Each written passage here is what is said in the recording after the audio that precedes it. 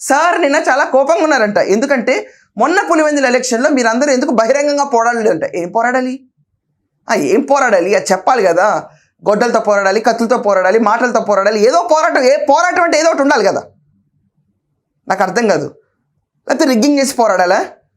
ఈ పోరాటం అనేది ఏ రకంగా పోరాటం అది చెప్పడైనా పోరాడాలి కదా అంటే వాళ్ళందరూ సైలెంట్గా ఉన్నారంట. ఎందుకు పోరాడతారు నాకు అర్థం కాదు. బేసికల్గా ఇప్పుడు మనం అర్థం చేసుకోవాల్సిన విషయం ఏంటంటే వాళ్ళందరూ పోరాడలేదు అని నీకు తెలిసినప్పుడు అనే దట్ మీన్స్ వాట్, నీ పైన వాళ్ళకి మమకారం తక్కువైపోయింది. వివేకానంద రెడ్డి గారికి అన్యాయం జరిగిందనే మోతాదు మీద అందరికీ అన్యాయం ఎక్కువ జరిగిపోయిందని సింపతి ఎక్కువ పెరిగిపోయింది అక్కడ. అండ్ మీరందరూ మంచి ఏం చేయలేదు మాకు ఇంతకాలం రీజనల్గా. ఇప్పుడు వచ్చే కొత్తగా బీటెక్ రవి వాళ్ళ వైఫ్ తేదేపా కూటమి గవర్నమెంట్ వాళ్ళు బాగా చేస్తారు మాకు అని చెప్పి నమ్మకం అటు పక్క పెరిగిపోయింది. నీ మీద నమ్మకం సడలిపోయింది. సడలిపోయినా నేను వచ్చి కలుద్దాం అనుకున్న వాళ్ళందరికీ వీఐపీ పాసులు ఇస్తావు. ఆ వీఐపీ పాసులు అంటే వెరీ ఇంపార్టెంట్ పర్సన్ పాసులు. నీ చుట్టుపక్కల 10 మంది ఉండరు కానీ నీకు వీఐపీ పాసులు. ఆ పాసులు ఇచ్చిన నీ దగ్గరికి వస్తే పోరాడాలని చెప్పి నువ్వు చెప్తావు వాళ్ళందరికీ. అయినా కూడా వారెవరు పోరాడకుండా నీ కోసం సైలెంట్గా నుంచున్నారంటే మీనింగ్ ఏంటి? పవర్ లేదు అక్కడ మనకి.